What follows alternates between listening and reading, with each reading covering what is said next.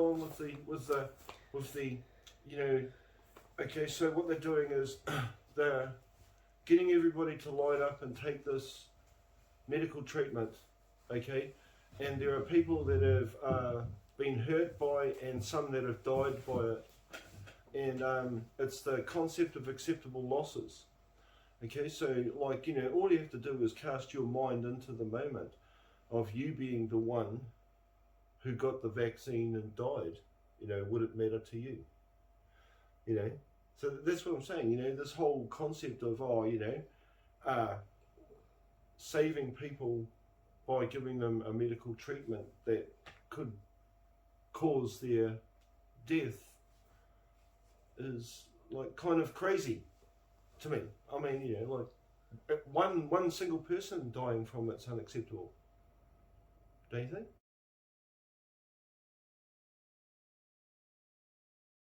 So there's a lot of people worried at the moment about that bill. Oh, the bill. Okay, so do you want to just introduce the bill, or? No, I'm not introducing the bill. Jacinda is. Okay, so it's her bill. But the thing is... Can you just describe what it is for the people who don't know, Pete? The thing is, it's about, you know, COVID.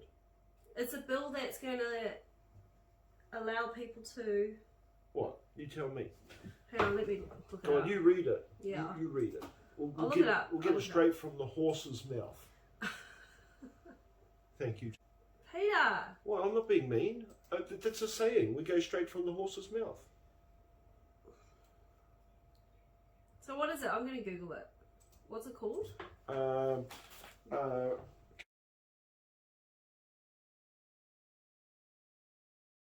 COVID response bill. Okay, I'll read it out. Okay, so the COVID-19 Public Health Response Bill is the MP in charge is David Parker. Oh, Parker, the marker. And the progress of the bill is, so in May it was introduced on the 12th of May, and it looks like, I don't know what the progress of it is. There doesn't seem to be a very transparent. It's all hidden, that's why. That's the whole point. I didn't even know what it was about, but apparently it's going to have something to do with people coming around to your house door to door. Now, if they do that, you don't have to open your door, you don't have to do a vaccine. That's completely unlawful. Yeah, so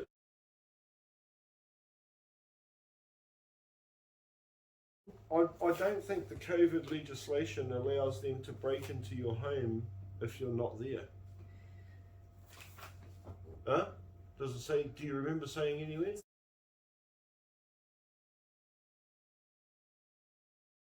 They're not like, okay, so they're not going to do breaking and entering into the home to force medical treatment upon people.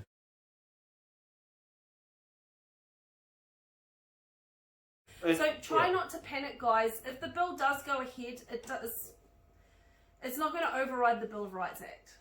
Well, they're going to try and tip out the Bill of Rights Act, but none of that matters because of international covenants.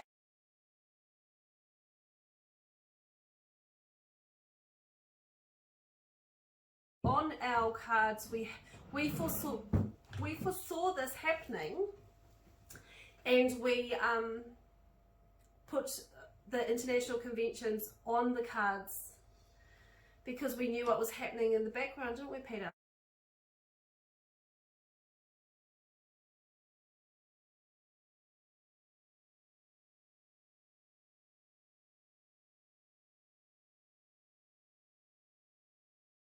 So try not to panic, guys. If the bill does go ahead, it's not going to override the Bill of Rights Act.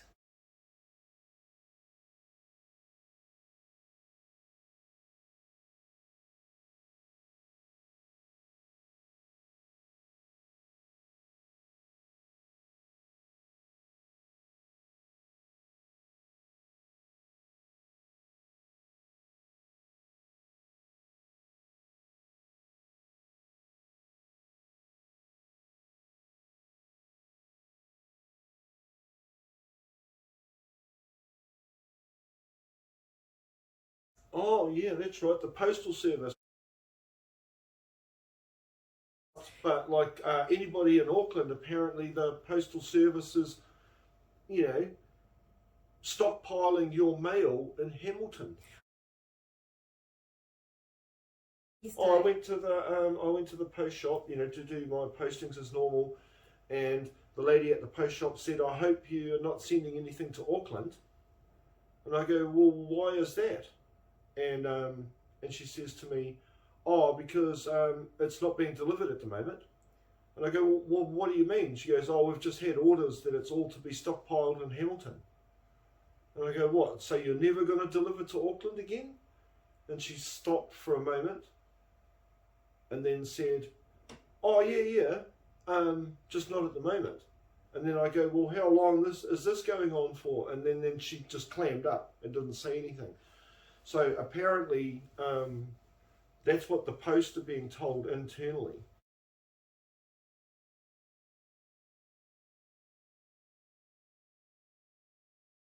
No, there's nothing. I'm just like a normal Joe, and it's not the shop I normally go to, so it's just like a post shop. And she was telling people that in the line, and I was the third person. Yeah. Yeah. Okay, so I'm going to put up on this video the news releases and press releases about the Auckland postal problem, because there was all last week, every day, a news release about that. So I'll pop those up at the end. And I've had heaps of messages from New Zealand Post, because I do so many send so many mail to be delivered. I get messages from them saying that there is 5 days delay for parcels, but 3 days as well on top of that for local delivery.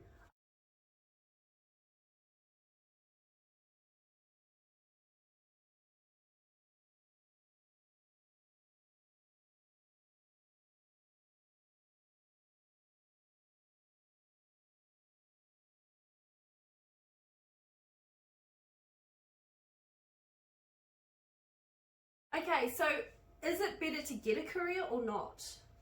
What's your experience with that, Peter? I'm thinking that normal post is probably just Quicker? as good. Better, probably. Courier... Explain what happened to Australia. Well, in Australia, my post went through to all the people that I sent normal post to, but the courier packages got held up in quarantine for a few weeks. And so it's $50 to Australia. You're better off just to do normal post. Or even if you get the cheapest version, which is 5 to 7 day delivery, the next one up, the closer one, is 3 to 5 day delivery. Yeah, so you might as well. What a waste of money. Yeah. And like, it takes a week to get to Aussie anyway by normal post. Okay, what about the people who are waiting for their cards, panicking about their cards with the vaccine? What do you... Listen...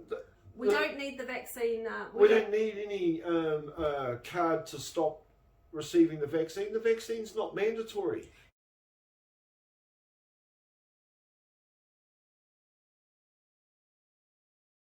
So if you don't have a card, don't panic. Just go to the Bill of Rights Act and print that out. Bill of Rights Act section 10. How about if somebody comes around and says to you, you should get a vaccine, how about you say no? Or if somebody texts you and says, come in for your vaccine, ignore it. Or if somebody sends you a letter to your mailbox saying, come and get the vaccine, how about you throw it in the rubbish?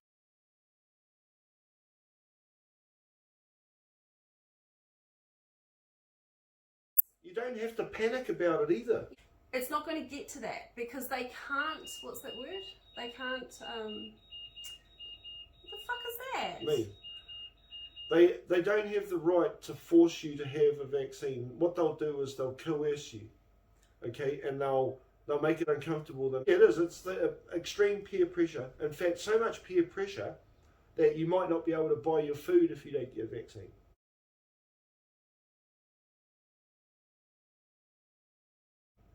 Okay, let's talk about food. So preparation is the key. Here's a bit of a concern. Apparently shops are going to be empty by Christmas. Yes.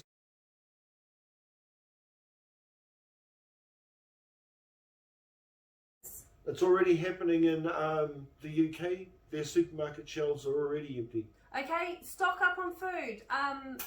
Plant a garden.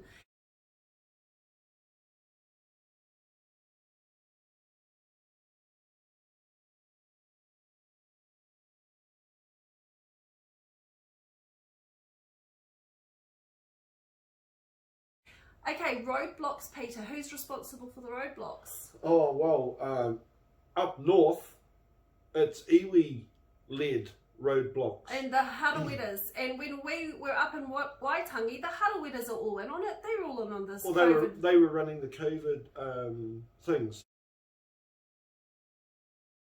Just come down. Okay, good shush. Kia ora everyone, we're just at Waitangi and at Te Te Marae, and the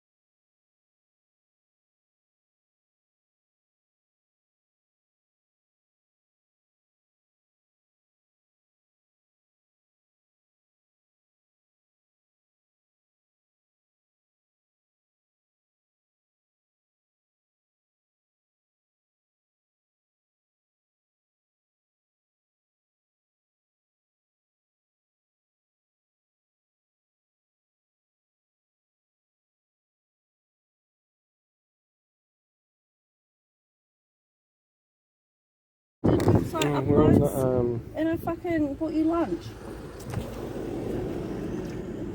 Get out there and earn it. How do you fucking switch this fucking thing around? Get it off fucking selfie. Why is it on fucking...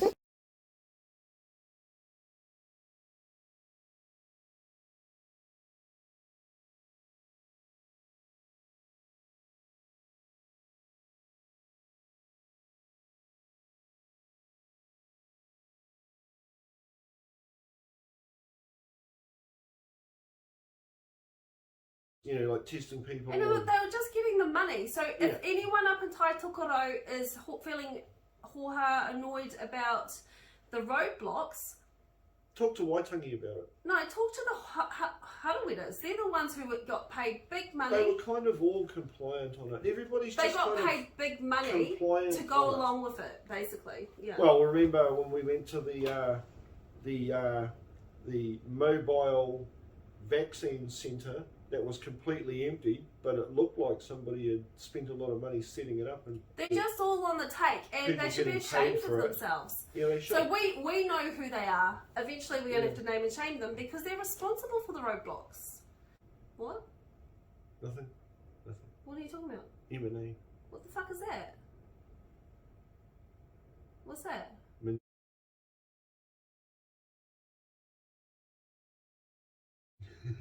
Oh.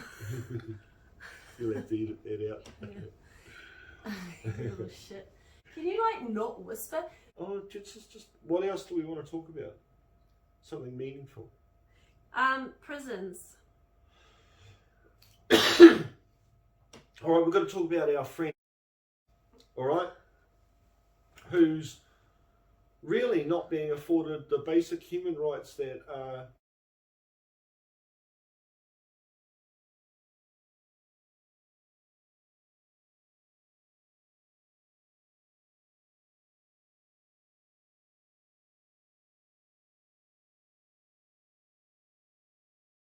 He's a horse that runs free and they want to put a saddle on it. Okay, so there was that incident that the Royal Commission got involved with in the women's prison because they were making the security guards at the women's prison were doing inhumane things to the ladies in there.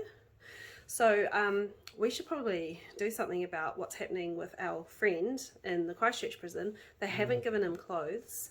They said he had to pay $600 to apply to the court for a hearing, and then he and I said to him, well, okay, if there's a $600 fee, because they're telling him, oh no, you can't take it to court without paying a $600 fee. So, all right, he goes, all right, I'll take it to court then, I'll pay the fee. And I said, well, if there's a fee, there must be a fee waiver, right? So he writes to the court and says, can I have a fee waiver? And the court write back and say, taking this matter to court is free. Underhanded. The court in Christchurch and the prison and that, they're actually, you know, like they complain about us being unlawful, they're just as unlawful. Worse, way worse. We're not even unlawful. The community, not you and I, community at large, they complain about them. You put it into like perspective. So you've got a man in a cage, naked, and they're lying and saying he has to produce $600 to get out, which is a lie. Yeah, that prison should be shut down. It's not only that. The original crime that he's accused of committing was not handing over his rifles, but he handed them over. And they're just saying there's other rifles that he hasn't told them about. They're actually terrible.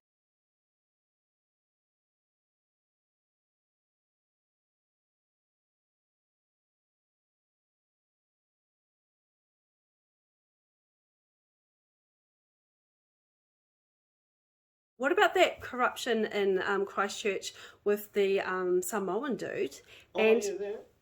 Tell people that again, because I think that... Well, okay, so the police planted money in his kit. And then the lawyer comes along and...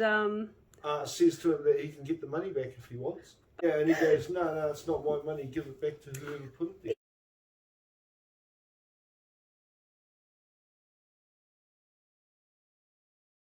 Well, there's even the other guy who they charged with possession of a weapon, right? But he never had one. And then when they fail on that, they're now trying to bust him for making a film that's objectionable. Yeah, they should be shut down. But here's the good news. You know how Oranga Tamariki is most likely going to get shut down, overhauled completely? We can do the same with the prisons if we put enough pressure on them. Well, why can't all of those organisations stop running the bloody thing for profit, man? You know why. No, that's just crap. Hey, anyway, man, as I was telling you before, if you want to search up companies and find out who's doing what, you know, or the police or anything, you look at Dun and Bradstreet. So anyway, I was doing a bit of research and this is what I found, okay? Right. So we're going to have a look here. We're going to have a look at Fonterra, okay? Here's a company in New Zealand, right, that makes good, and it's got its sales revenues here, you know, 14 billion and 13 billion for the two subsidiaries, and this one here is another, like a shell company. So we'll look over here, right, what do we got here? Police, we'll look for the police, right? Look, there we go, New Zealand Police. And look, they make bloody $1.1 billion. What the fuck? How? Oh, yeah. I know how. Yeah, whatever they're doing. What's the prisons? But here's the clincher. Yeah, look, we've got a total of, in New Zealand, we find out that there's actually 9,857 people in prison in New Zealand, right? Yeah. But look at this. Department of Corrections. $1 fucking trillion, man. $1 trillion, man. Fonterra only makes 14 billion. Wait. 8,000. Okay, what's one? Go into your fucking math thing.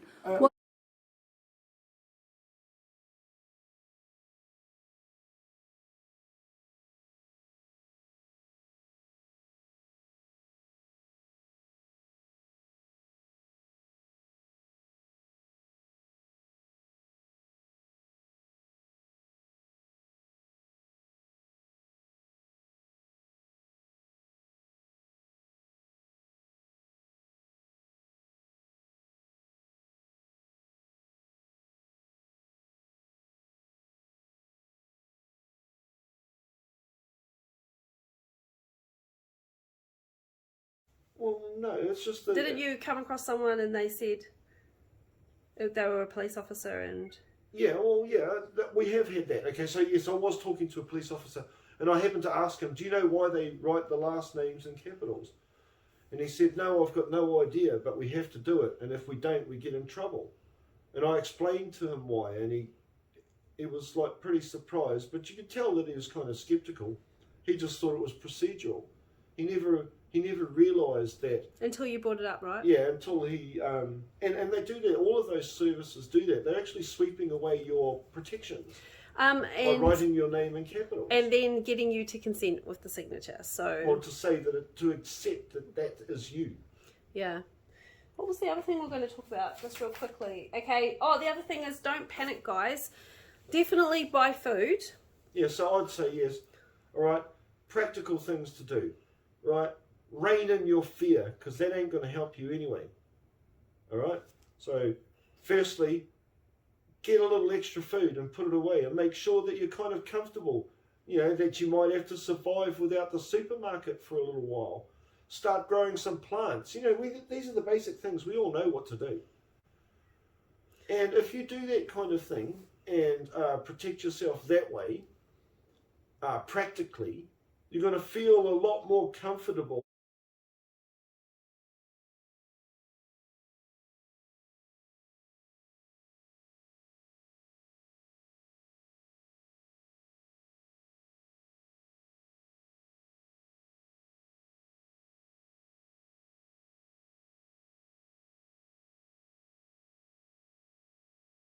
To be scared, put that basis of that fear onto us by not being able to supply you with what you think is your only form of protection.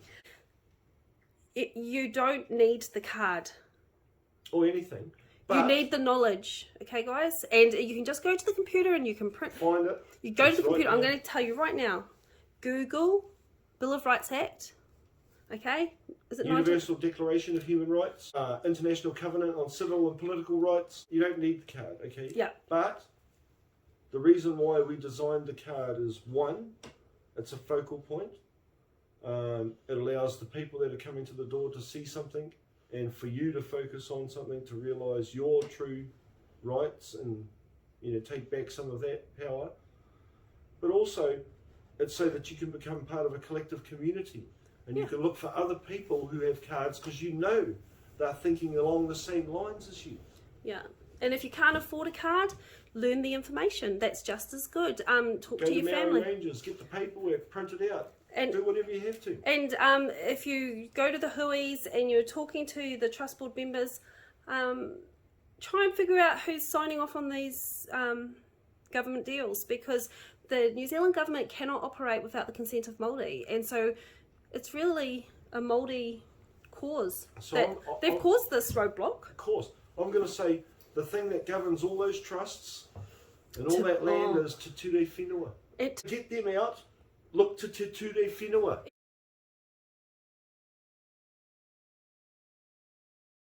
Edit so much of that out. I know. Whatever you want. Go. Hang on, does that even fucking record? Did you? Oh, hey, Bobby. Yeah, it did.